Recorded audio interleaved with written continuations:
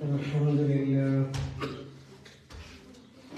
نحمده ونستعينه ونؤمن به ونتوكل عليه ونعوذ بالله من شرور أنفسنا ومن سيئات أعمالنا من يهده الله فلا مضل له ومن يضلله فلا هادي له وأشهد أن لا إله إلا الله وحده لا شريك له وأشهد أن محمدا عبده ورسوله أرسله بالهدى ودين الحق ليظهره على الدين كله ولو كره المشركون. اللهم صل على محمد وعلى آل محمد كما صليت على إبراهيم وعلى آل إبراهيم وبارك على محمد وعلى آل محمد كما باركت على إبراهيم وعلى آل إبراهيم إنك حميد مجيد. أما بعد فإن خير الكلام كلام الله وخير الهدي هدي محمد صلى الله عليه وسلم وشر الأمور محدثاتها وكل محدثة بدعة وكل بدعة ضلالة.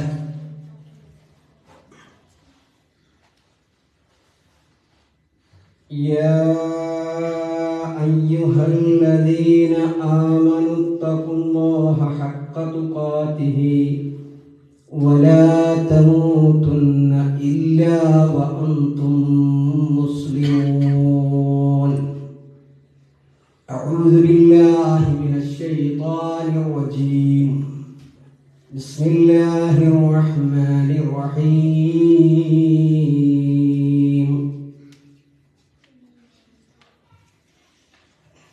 ولا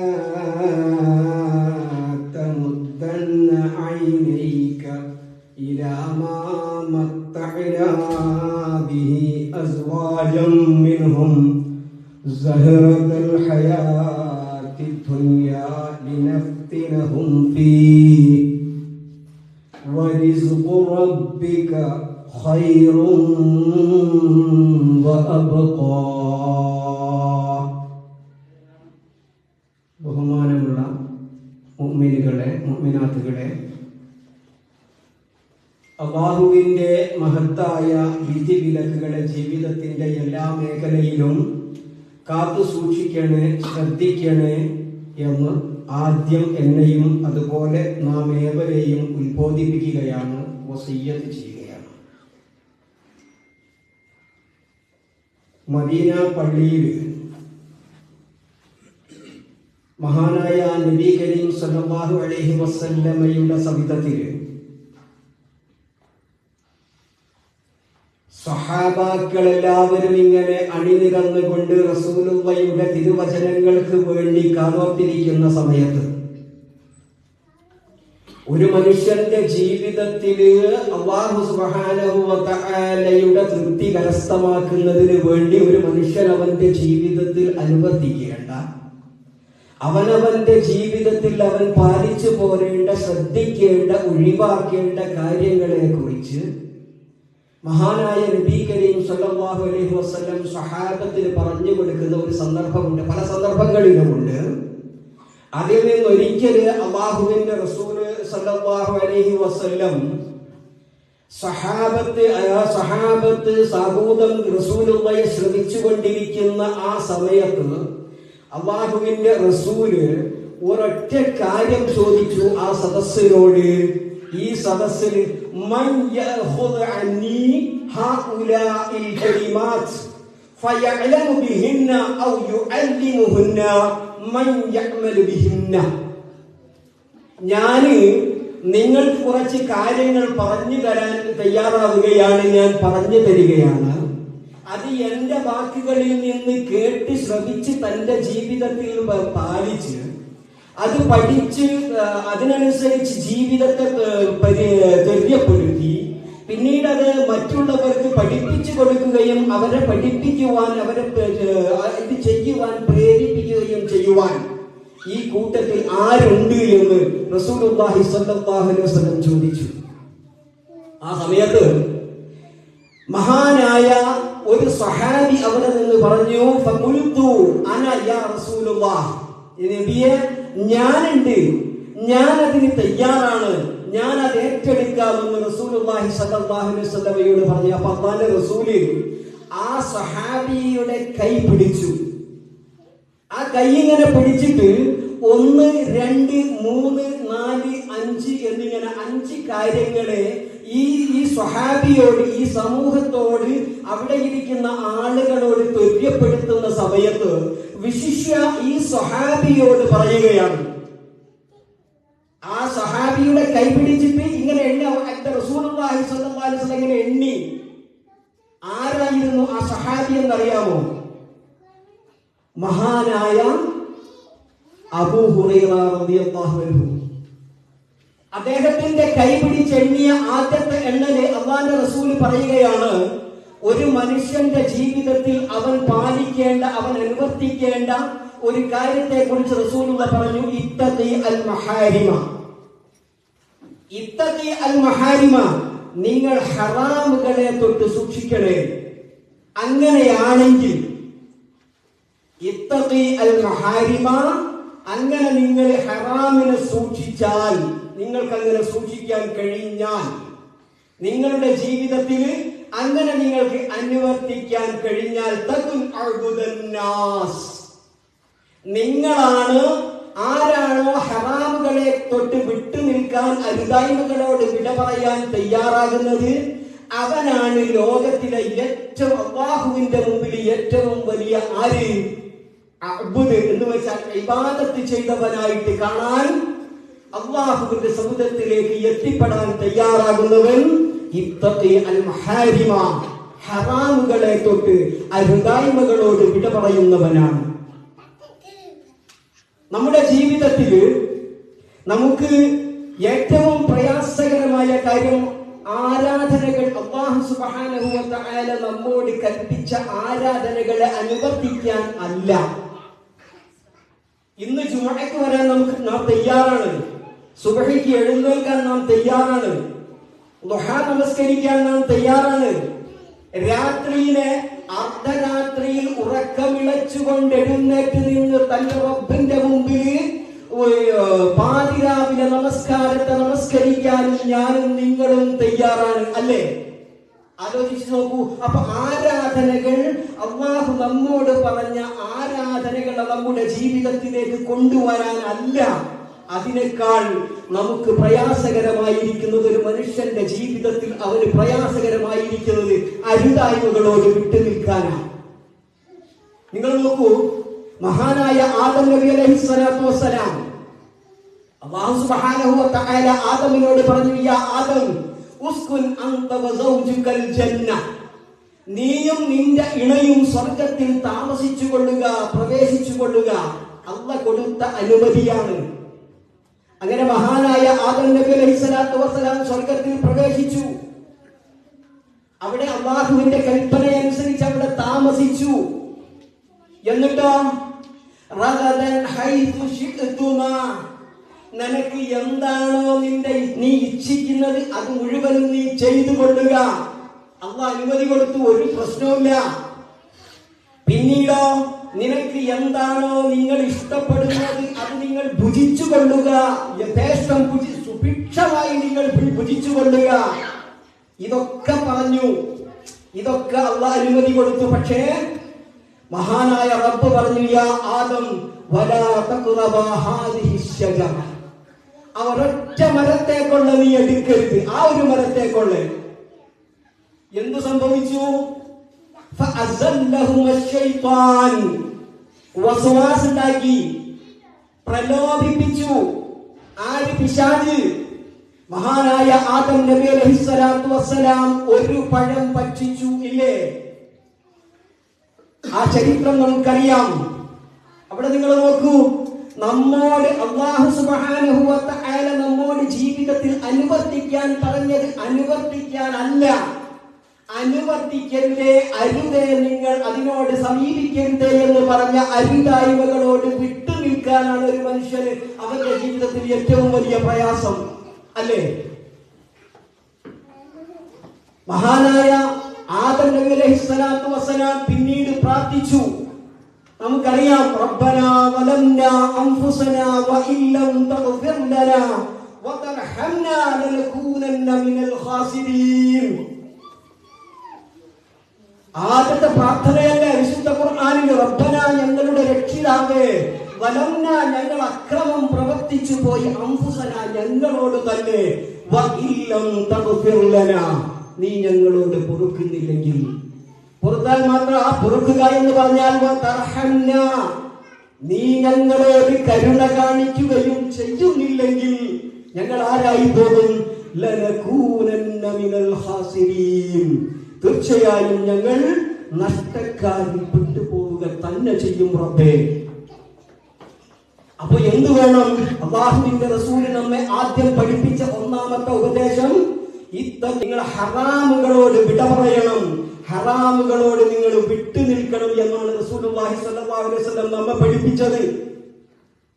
നമ്മുടെ ജീവിതത്തിൽ ആരെങ്കിലും ആ കുട്ടിക്കാലം അതൊക്കെ കഴിഞ്ഞതിന് ശേഷം ആരെങ്കിലും കരഞ്ഞിട്ടുണ്ടോ? ചെയ്തു പോയ പാപങ്ങളെ കുറിച്ച്, അരുതായ്മകളെ കുറിച്ച് ഓർത്ത് കരഞ്ഞിട്ടുണ്ടോ? അല്ലാഹുവിന്റെ റസൂല് പറയാണ്, ആരെങ്കിലും ഒരാൾ അങ്ങനെ കരഞ്ഞാൽ ലാ യലിജുന്നാർ റജുലുൻ, ലാ യലിജുന്നാർ റജുലുൻ, ഒരാൾ പ്രവേശിക്കൂല. എങ്ങോട്ട്? നരകത്തിലേക്ക് പ്രവേശിക്കൂല. ആരാണ് ഒരാള്?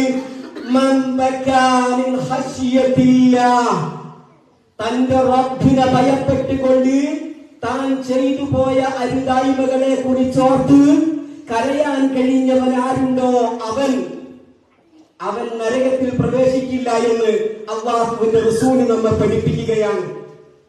അപ്പൊ എന്താണ്? നമ്മുടെ ജീവിതത്തിൽ അരുതായ്മകളോട് വിട്ടു നിൽക്കാൻ നമുക്ക് കഴിയണം, സാധ്യമാകണം. അതിന് മഹാനായ പ്രവാചകൻ സല്ലല്ലാഹു അലൈഹി വസല്ലം പറഞ്ഞു, മുജാഹിദ് എന്ന് പറഞ്ഞാൽ ആരാ? ഒരു ഓഫീസിൽ ചെന്ന് മെമ്പർഷിപ്പ് എടുക്കുന്നവനാണോ? അല്ല. അല്ലാഹുവിന്റെ റസൂൽ നമ്മെ പഠിപ്പിച്ചു, മൻ ജാഹദ നഫ്സഹു, ആരാണോ തന്റെ സ്വന്തം മനസ്സിനോട്, തന്റെ ദേഹേച്ഛകളോട് ആരാണോ യുദ്ധം പ്രഖ്യാപിക്കുന്നത്, അവനാണ് മുജാഹിദ്, അവനാണ് മുജാഹിദ്. അപ്പൊ അല്ലാഹുവിന്റെ റസൂൽ പറഞ്ഞ ഒന്നാമത്തെ നേതാ ഹറാമുകളോട് വിട പറയണം. രണ്ടാമതായിട്ട് പറഞ്ഞു, ഏത്? നീ അല്ലാഹുവിനെ തൃപ്തിപ്പെടണമെന്ന്. അല്ലാഹുവിനെ തൃപ്തിപ്പെടണമെന്ന്. അതെങ്ങനെ? വർവാ ബിമാ ഖസമല്ലാഹു ലക്, വർവാ ബിമാ ഖസമല്ലാഹു ലക്, നീ അല്ലാഹു നിനക്ക് എന്തൊന്നാണോ തന്നത്, നിനക്കേതൊരു സാഹചര്യത്തെയാണോ തന്നത്, നിനക്കേതൊരു അവസ്ഥയെയാണോ തന്നത്, ആ അവസ്ഥയോട് പൊരുത്തപ്പെട്ട്, അതിനോട് താതാത്മ്യപ്പെട്ട്, അതിനോട് യാതൊരു പരാതിയുമില്ലാതെ, യാതൊരു പരിവേദനവുമില്ലാതെ അങ്ങനെ നീ ജീവിക്കാൻ തയ്യാറായാൽ, തകുൻ അഗ്നന്നാസ്, അങ്ങനെ നീ ജീവിക്കാൻ തയ്യാറായാൽ നീ ആരാണ്? നീയാണ് ലോകത്തിലെ ഏറ്റവും വലിയ സമ്പന്നൻ. നമ്മൾ തൃപ്തി തൃപ്തി തൃപ്തി എന്ന് പറയുമ്പോ ആദ്യം നമ്മൾ പോകുന്ന ഇങ്ങോട്ട് ആ സമ്പത്തിലേക്കാ, അല്ലേ? എന്നാൽ മഹാനായ നബി കരീം സല്ലല്ലാഹു അലൈഹി വസല്ലം നമ്മെ പഠിപ്പിച്ച ആ തൃപ്തി അത് ഏതാണ്? ഒന്നാമതായി നിങ്ങൾ നോക്ക്, നമ്മുടെ ഭാര്യ. ഇന്ന് ആർക്കെങ്കിലും, ഇന്ന് ഏറ്റവും കൂടുതൽ ഇന്ന് ഈ കാലഘട്ടത്തിൽ നമ്മൾ കണ്ടുവരുന്നത്, ഭാര്യയ്ക്ക് ഭർത്താവിനോട് തൃപ്തിയില്ല, ഭർത്താവിന് ഭാര്യയോട് തൃപ്തിയില്ല, മക്കൾക്ക് പിതാവിനോട് മാതാവിനോട് തൃപ്തിയില്ല, മാതാക്കൾക്ക് മക്കളുടെ ജീവിത രീതിയോട് തൃപ്തിയില്ല, ഇല്ലേ? ഈ തൃപ്തി, ലോകത്ത് ആദ്യമായി നടന്ന കൊലപാതകം എന്തിന്റെ പേരിലാ? ലോകത്താദ്യമായി നടമാടിയ അരങ്ങേറിയ കൊലപാതകം തൃപ്തിയുടെ പേരിലല്ലായിരുന്നോ?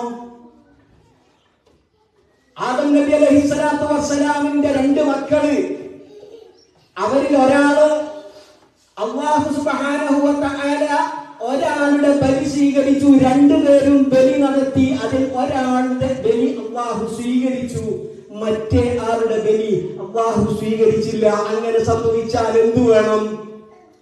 എന്താണ് എന്റെ ബലി, എന്റെ ഈ കർമ്മത്തിൽ, ഈ ഇബാദത്തിൽ എന്ത് പാകപ്പിഴകളാണ് സംഭവിച്ചതെന്ന് നോക്കിയിട്ട് ആ പാകപ്പിഴകളെ തിരുത്താൻ ഞാൻ തയ്യാറാകണം. എന്നാൽ അങ്ങനെയല്ലല്ലോ സംഭവിച്ചത്. ലോകത്ത് നടക്കുന്ന സകല പ്രശ്നങ്ങളും ഇതുപോലെയല്ലേ? അവൻ ഉള്ളത് കൊണ്ടാണ് എന്റെ ബലി സ്വീകരിക്കാതിരുന്നത് എന്ന തൃപ്തിയില്ലാത്ത ഒരു ചിന്ത അയാളുടെ മനസ്സിൽ കുടിയേറുകയും അയാൾ മറ്റേ ആളെ കൊലപ്പെടുത്തുകയും ചെയ്തില്ലേ? ലോകത്ത് ആദ്യമായി നടന്ന കൊലപാതകം അതല്ലായിരുന്നോ? നമ്മുടെ ആദർശത്തിൽ നമുക്ക് തൃപ്തി വേണം. ഒരു മനുഷ്യന്റെ ആദർശത്തിൽ അവന് തൃപ്തി വേണം. അല്ലാഹു സുബ്ഹാനഹു വ തആല നമുക്ക് നൽകിയ ദീനാണ് നമ്മുടെ ആദർശം. ആ ആദർശത്തിൽ നമ്മോട് അല്ലാഹുവിന്റെ റസൂൽ നമ്മോട് പറയുകയാണ്, സുബഹിക്ക് നമ്മൾ എഴുന്നേറ്റാൽ നമ്മൾ പ്രാർത്ഥിക്കണം, അല്ലാഹുവിനോട് നമ്മൾ പ്രഖ്യാപിച്ചിരിക്കണം ആദർശപരമായ തൃപ്തി. റളീതു ബില്ലാഹി റബ്ബ. എങ്ങനെ? റളീതു ബില്ലാഹി റബ്ബ. ഞാൻ എന്റെ അല്ലാഹുവിനെ എന്റെ റബ്ബായി ഞാൻ തൃപ്തിപ്പെട്ടിരിക്കുന്നു എന്ന് പ്രഖ്യാപിക്കാൻ. വബി മുഹമ്മദിൻ നബിയ. ലേ റളീതു ബില്ലാഹി റബ്ബ. മൻ ഖാല റളീതു ബില്ലാഹി റബ്ബ വബിൽ ഇസ്ലാമി ദീന വബി മുഹമ്മദിൻ റസൂല. ഈ മൂന്ന് പ്രഖ്യാപനമാണ് ഒരാളോട് രാവിലെ എഴുന്നേറ്റിട്ട് പ്രഖ്യാപിക്കാൻ പറഞ്ഞത്. അതിൽ ഒന്നാമത്തേത് ഏതാണ്? റളീതു ബില്ലാഹി റബ്ബ. ഞാൻ അല്ലാഹുവിനെ എന്റെ റബ്ബായി തൃപ്തിപ്പെട്ടിരിക്കുന്നു എന്ന്, തൃപ്തിപ്പെട്ടിട്ടുണ്ട് എന്ന് കേരളത്തിലെ മുസ്ലിമിന് പറയാൻ കഴിയോ?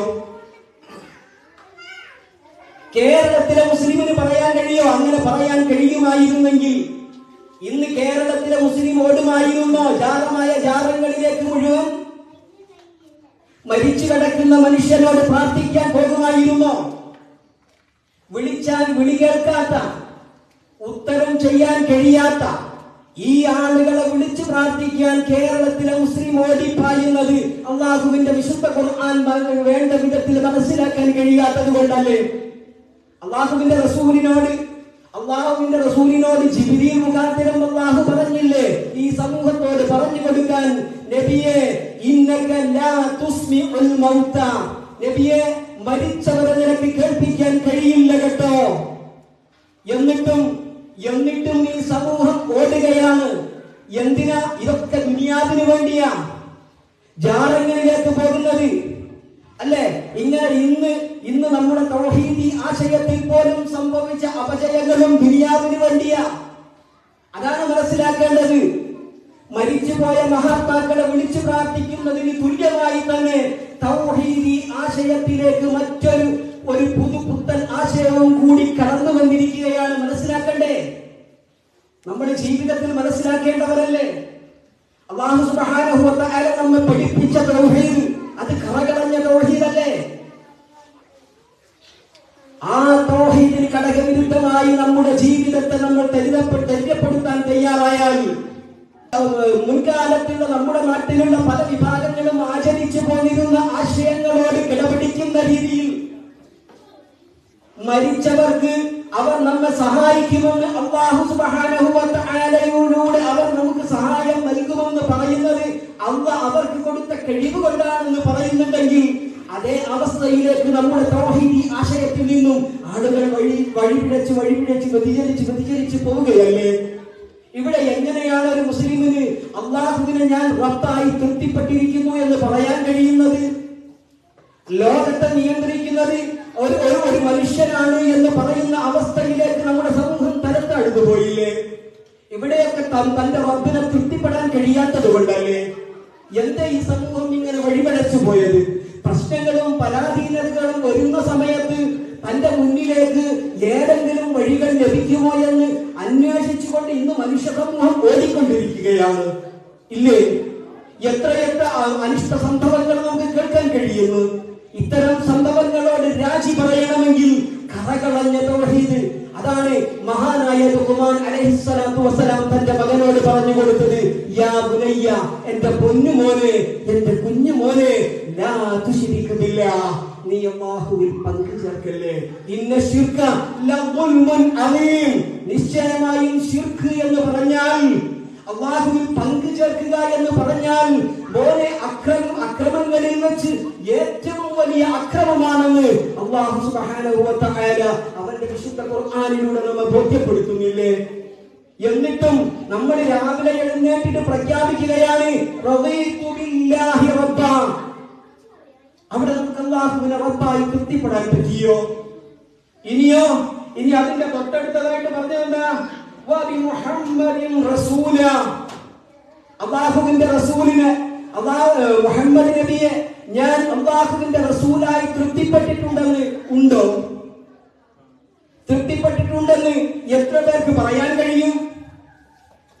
ഇവിടെയാണ് നമ്മുടെ ജീവിതത്തോട് ഇസ്ലാം നമുക്ക് നൽകിയ ഓരോ വിധിവിലക്കുകളെയും തന്റെ ജീവിതത്തിൽ പാലിക്കാൻ കഴിഞ്ഞു എന്ന് എനിക്കും നിങ്ങൾക്കും പറയാൻ കഴിയുന്നുണ്ടോ?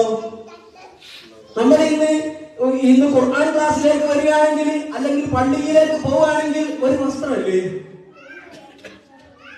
എന്നാൽ നേരെ അങ്ങാടിയിലേക്ക് പോകാനാണെങ്കിലോ അത് മറ്റൊരു വസ്ത്രമല്ലേ? ഇങ്ങനെയാകുമ്പോൾ നിങ്ങൾ എവിടെയാണ്, ഞാൻ എവിടെയാണ് എന്റെ മുഹമ്മദ് നബിയെ അല്ലാഹുവിന്റെ റസൂലായി എനിക്ക് തൃപ്തിപ്പെടാൻ കഴിഞ്ഞത്? അല്ലാഹുവിന്റെ റസൂൽ നമുക്ക് പഠിപ്പിച്ചെന്ന ദീനിന്റെ ആദർശങ്ങളെ തൃപ്തിപ്പെടാൻ കഴിയാത്തത് കൊണ്ടല്ലേ കേരളത്തിൽ ഒരു മുസ്ലിം നാമധാരി 2 തവണ വിവാഹം കഴിച്ചത്? ഒരു പെണ്ണിനെ 2 തവണ. അത് ഈ വിധിയെ തൃപ്തിപ്പെടാൻ കഴിയാത്തത് കൊണ്ടല്ലേ? അപ്പൊ എവിടെയാണ് ഇയാൾക്ക് അല്ലാഹുവിന്റെ റസൂലിനെ അല്ലെങ്കിൽ ഇസ്ലാമിനെ തൃപ്തിപ്പെടാൻ കഴിഞ്ഞത്? അപ്പൊ എന്താണ് തൃപ്തി? പിന്നെ ഇവിടെ പറഞ്ഞ അടുത്ത തൃപ്തി ഏതാണ്? വബി മുഹമ്മദിൻ റസൂല. പിന്നെ പറഞ്ഞതോ വബിൽ ഇസ്ലാമി ദീന, തന്റെ ദീനിനെ, തന്റെ ഇസ്ലാമിനെ ദീനായി എനിക്ക് തൃപ്തിപ്പെടാൻ കഴിഞ്ഞു, ഞാൻ തൃപ്തിപ്പെട്ടിരിക്കുന്നു എന്ന് രാവിലെ പ്രഖ്യാപിക്കാൻ അല്ലാഹു സുബ്ഹാനഹു വ തആല നമ്മെ പഠിപ്പിക്കുന്നു. പക്ഷെ നമ്മൾ ഇസ്ലാമിനെ ദീനായി തൃപ്തിപ്പെട്ടിട്ടുണ്ടോ? ദീനിന്റെ വിധി വിലക്കുകള് അയാൾക്ക് അന്ന് ഒന്നേ തോന്നിയിട്ടുള്ളൂ എങ്കിൽ നമുക്കൊക്കെ എത്ര എണ്ണം തോന്നിയിട്ടുണ്ട്? എത്ര എണ്ണത്തോട് നമുക്ക് വിയോജിപ്പ് തോന്നിയിട്ടുണ്ട്? എവിടെയാണ് തൃപ്തി? സ്വന്തം ജീവിതത്തിലേക്കൊന്ന് തിരിഞ്ഞു നോക്ക്. എവിടെയാണ് തൃപ്തി? ഇബാദത്ത്, നമ്മുടെ ഇബാദത്ത് എന്തിനുള്ളതാണ്? ഇബാദത്ത് അരുതായ്മകളോട് വിട്ടു നിൽക്കാനുള്ളതാണ് ഇബാദത്ത്. നിസ്കാരം 5 മിനിറ്റോട് കഴിഞ്ഞു. നോമ്പ് 30 ദിവസം അത് കഴിഞ്ഞു. ഇങ്ങനെ ചെയ്യുന്ന കൽപ്പിക്കപ്പെട്ട ഇബാദത്തുകൾക്ക് മുഴുവനും സമയപരിധിയുണ്ട്. എന്നാൽ ഹറാമുകൾക്ക് സമയപരിധിയുണ്ടോ?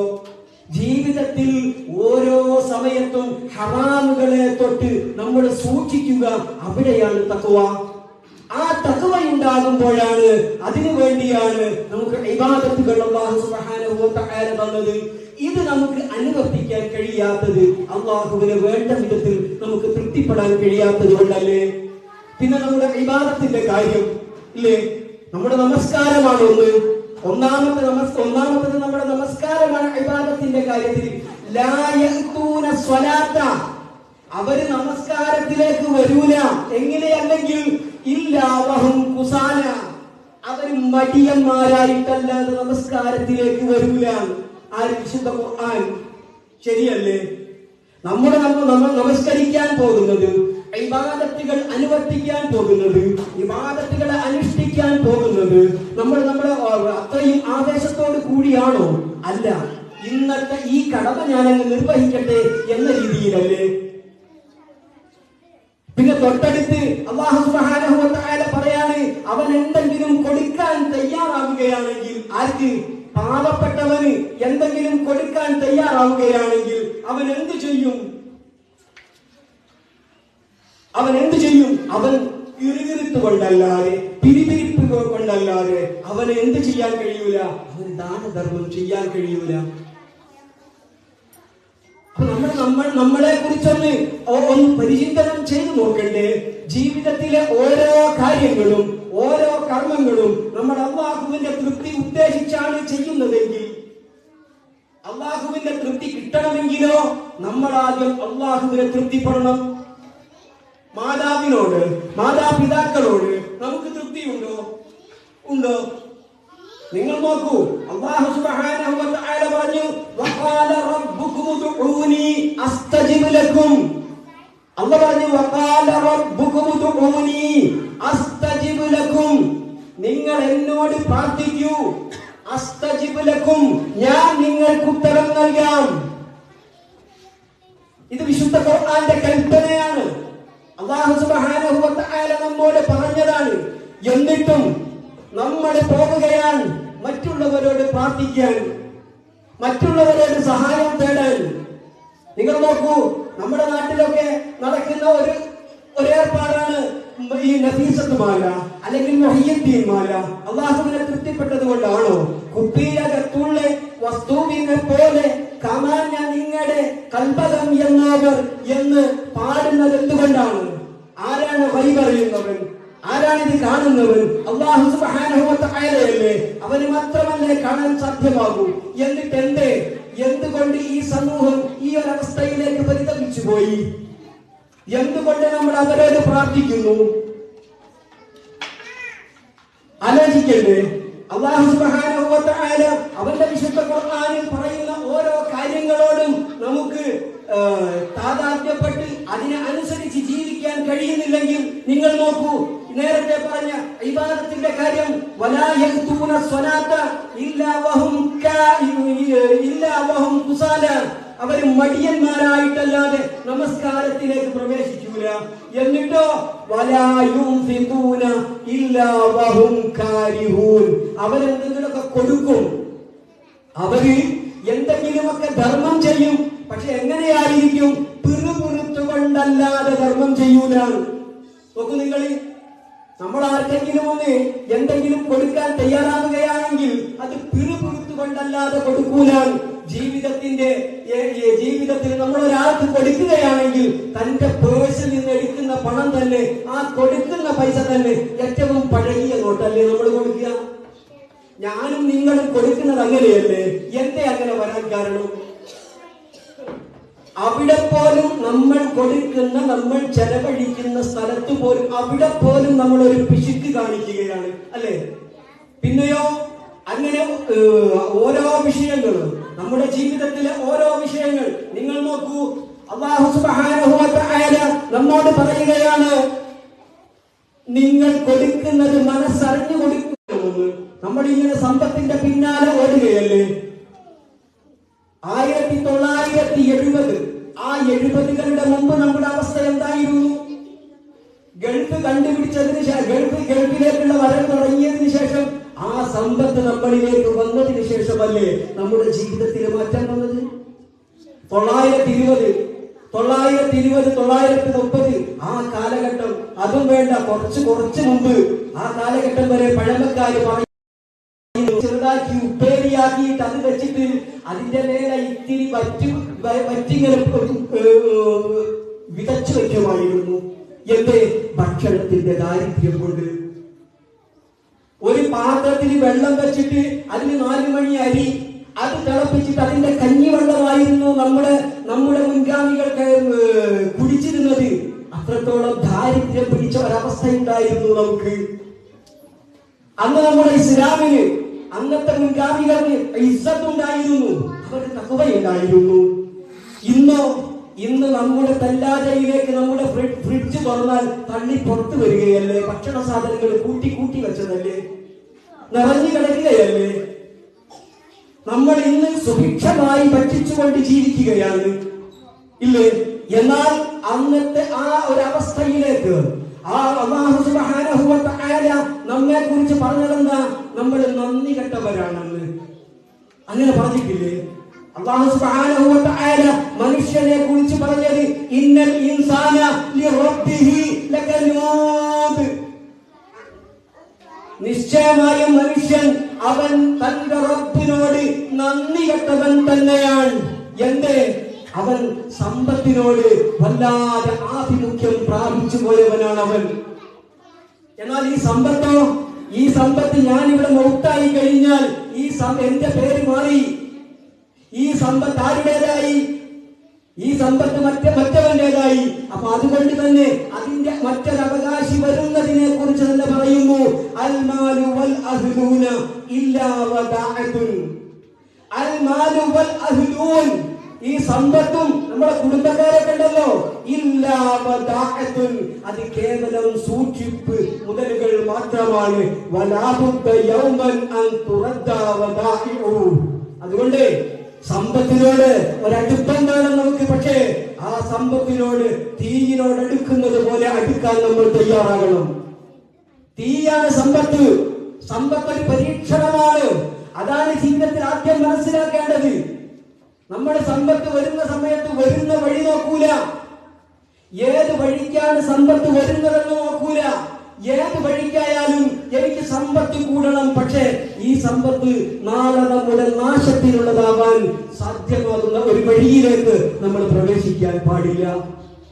മഹാനായ നബി കരീം സല്ലല്ലാഹു അലൈഹി വസല്ലം അവന്റെ അല്ലാഹു സുബ്ഹാനഹു വ തആല അവന്റെ വിശുദ്ധ ഖുർആനിലൂടെ പറയുകയാണ്, എന്തുകൊണ്ട് മനുഷ്യന്മാർ ഇങ്ങനെ?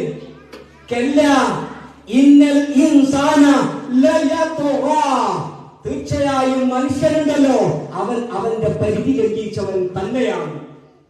അവന്റെ വിശുദ്ധ ഖുർആനിൽ പറയാ, എന്തുകൊണ്ട് നമുക്ക് സംതൃപ്തി വരുന്നില്ല. ഇസ്ലാമിൽ ഒരു മനുഷ്യന്റെ ഏറ്റവും വലിയ മുഖമുദ്ര അവന്റെ സംതൃപ്തിയാണ്. തന്റെ റബ്ബ് തനിക്ക് നൽകിയതിനോടുള്ള സംതൃപ്തിയാണ്. ഏതൊരവസ്ഥ തന്നാലും ആ അവസ്ഥയോട് അവന് തൃപ്തിപ്പെട്ട് ജീവിക്കണം. സമ്പത്ത് ഉണ്ടാക്കണ്ടേ? ഉണ്ടാക്കണം. കാരണം നിങ്ങളുടെ നിലനിൽപ്പിന്റെ ആധാരം സമ്പത്താണ് എന്ന് വിശുദ്ധ ഖുർആൻ. വിശുദ്ധ ഖുർആൻ പറയുന്നു, നിങ്ങളുടെ നിലനിൽപ്പിന്റെ ആധാരം സമ്പത്താണ്. സമ്പത്ത് വേണം. പക്ഷെ ആ സമ്പത്ത് ഉണ്ടാക്കുന്ന വഴി ആ അവസാന നാളിൽ ഒരു വിഭാഗം വരും. ആ വിഭാഗത്തിനുള്ള സ്വഭാവം എന്താ? എവിടെ നിന്നാണ് തനിക്ക് സമ്പത്ത് വരുന്നത് എന്ന് നോക്കൂല. എങ്ങനെയാണ് ഞാൻ സമ്പാദിക്കുന്നത് എന്ന് നോക്കൂല. അങ്ങനെ ഒരു വിഭാഗം വരാനുണ്ട്. എന്ന് വെച്ചാൽ അല്ലാഹു സുബ്ഹാനഹു വ തആല നൽകിയ അവസ്ഥകളോടോ ദീനി ചിട്ടകളോടോ തൃപ്തിപ്പെടാൻ കഴിയാതെ, സംതൃപ്തരാകാൻ കഴിയാതെ അങ്ങനെ ജീവിക്കുന്ന ഒരു വിഭാഗം. അയൽവാസികളോട് നമുക്ക് തൃപ്തിയുണ്ടോ? ഞാൻ എന്റെ അയൽവാസി എങ്ങനെയെന്നല്ല നോക്കേണ്ടത്, ഞാൻ എന്റെ അയൽവാസിക്ക് എങ്ങനെയെന്ന് ചിന്തിക്കാറുണ്ടോ? നമ്മുടെ അയൽവാസികള് നമ്മളോട് തൃപ്തിയുള്ളവരാണോ? നമ്മുടെ ജീവിതത്തോട്, അല്ലെങ്കിൽ നാം അവരുടെ അയൽവാസിയായി എന്നതുകൊണ്ട് നമ്മോട് തൃപ്തിപ്പെട്ടവരാണോ? അല്ല. എന്തുകൊണ്ട് അങ്ങനെ സംഭവിച്ചു?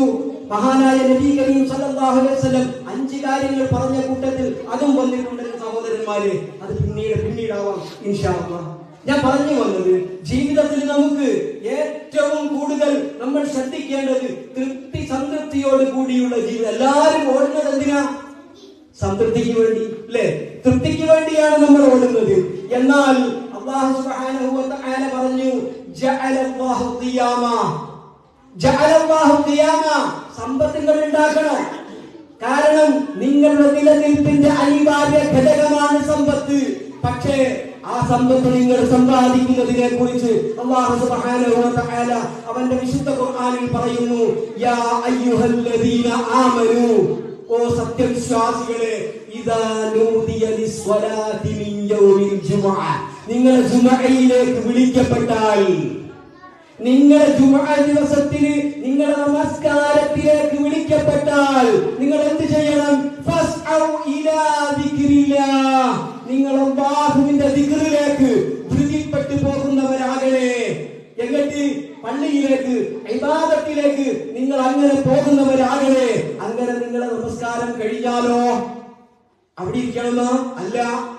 ഫഇദാ ഖുദിയത്തിസ് സ്വലാത ഫന്തശിറൂ ഫിൽ അർദ് വബ്തഗൂ മിൻ ഫദ്ലില്ലാഹ്. ഫഇദാ ഖുദിയത്തിസ് സ്വലാത, നിങ്ങൾ നമസ്കാരത്തിലേക്ക് വിളിക്കപ്പെട്ടാൽ അങ്ങനെ നിങ്ങൾ എന്ത് ചെയ്യണോ?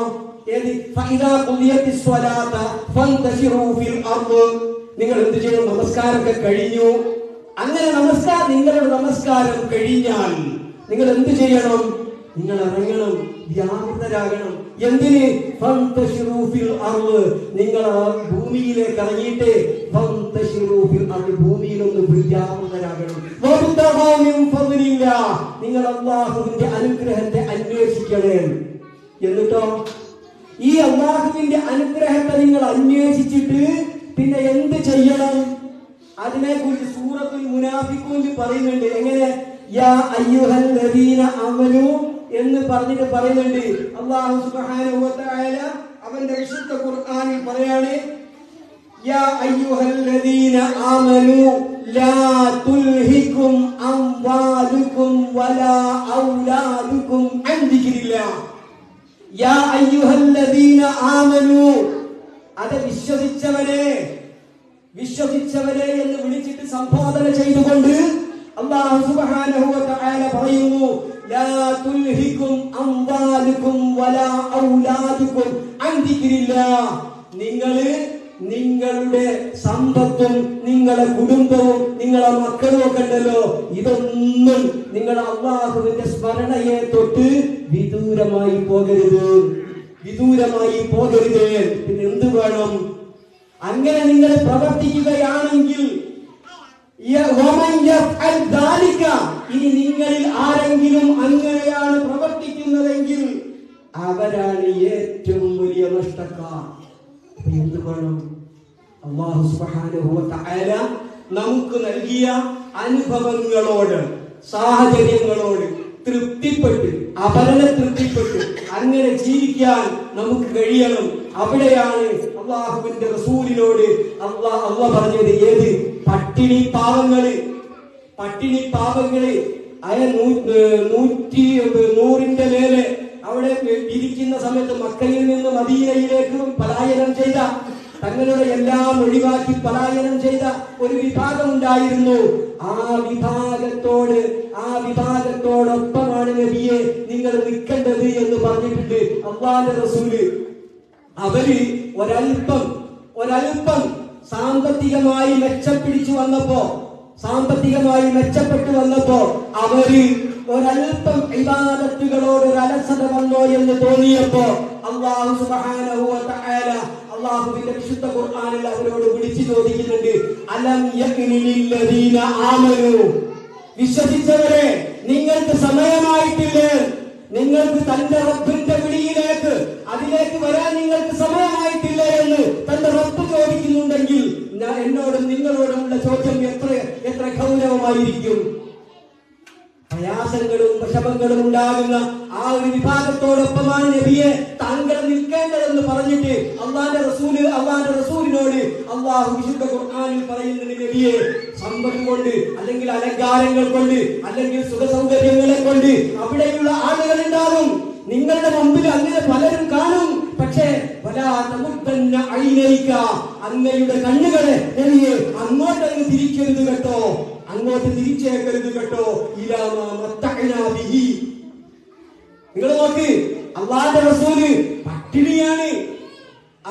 അബൂ അയ്യൂബ് അൻസാരി, ഇതൊരൊറ്റ കാര്യം പറഞ്ഞ് ഞാൻ നിർത്താം ഇൻഷാ അല്ലാഹ്. അബൂ അയ്യൂബ് അൻസാരി റളിയല്ലാഹു അൻഹുവിന്റെ വീട്ടില് ഭക്ഷണത്തിന് വേണ്ടി പോയപ്പോ റസൂലുള്ളാഹി സ്വല്ലല്ലാഹു അലൈഹി വസല്ലം അബൂ അയ്യൂബ് അൻസാരിയെ വിളിച്ചുകൊണ്ട് ചോദിക്കുന്നു, എനിക്കൊരു പാത്രം തരുമോ എന്ന്. ഒരു പാത്രം എന്തിന്? 3 മാസം, 3 ദിവസമല്ല, 3 ആഴ്ചയല്ല, 3 മാസക്കാലമായി എന്റെ മകള് ഇങ്ങനെ ഒരു ഭക്ഷണം കണ്ടിട്ട് അവൾക്ക് കൊടുക്കാനാണെന്ന്. നോക്കൂ നിങ്ങൾ, അല്ലാഹുവിന്റെ റസൂല് ഇല്ലേ? ആ റസൂലിനോട് അല്ലാഹു പറയുകയാണ്, നബിയെ വലാ തമുദ്ദന്ന ഐനൈക, അങ്ങയുടെ കണ്ണുകളെ അങ്ങോട്ട് നാം അവർക്ക് നൽകിയ അനുഗ്രഹങ്ങളുണ്ടല്ലോ, ആ അനുഗ്രഹങ്ങളിലേക്ക് അങ്ങയുടെ കണ്ണുകളെ തിരിക്കരുത് കേട്ടോ. വലാ തമുദ്ദന്ന ഐനൈക ഇലാ മാ മത്തഅനാ ബിഹി സഹറത്തുൽ ഹയാത്തി ദുനിയ, ഈ ദുനിയാവിന്റെ അലങ്കാരം നമുക്ക് അവർക്ക് നൽകിയിട്ടുണ്ടല്ലോ. ലിനഫ്തിനഹും ഫീഹി, അതവരെ പരീക്ഷിക്കുന്നതിന് വേണ്ടിയാണെന്ന്. അതുകൊണ്ട് ശ്രദ്ധിക്കുക, നമുക്ക് സമ്പത്തുകൾ മുഴുവനും നമുക്കുള്ള പരീക്ഷണങ്ങളാണ്. ആ പരീക്ഷണങ്ങളോട് നമ്മൾ പൊരുതി മുജാഹിദായി ജീവിക്കാൻ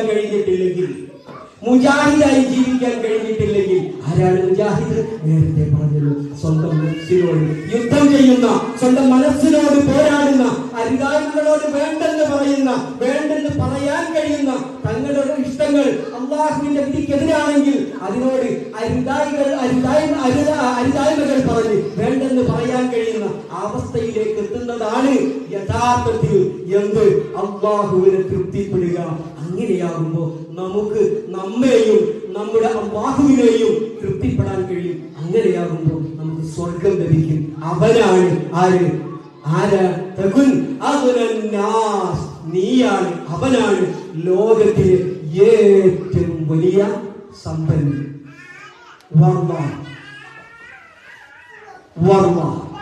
അള്ളാഹുവിന്റെ തൃപ്തിപ്പെടുക. തൃപ്തിയാണ് ഒരു മുസ്ലിമിന്റെ, ഒരു മുഅ്മിനിന്റെ മുഖമുദ്ര. അത് ജീവിതത്തിൽ ശ്രദ്ധിക്കുക, പാലിക്കുക. അല്ലാഹു സുബ്ഹാനഹു വ തആല നമ്മെ വിജയിപ്പിക്കുമാറാകട്ടെ. اللهم اغفر للمؤمنين والمؤمنات والمسلمين والمسلمات الأحياء منهم والأموات إنك مجيب الدعوات وقاضي الحاجات.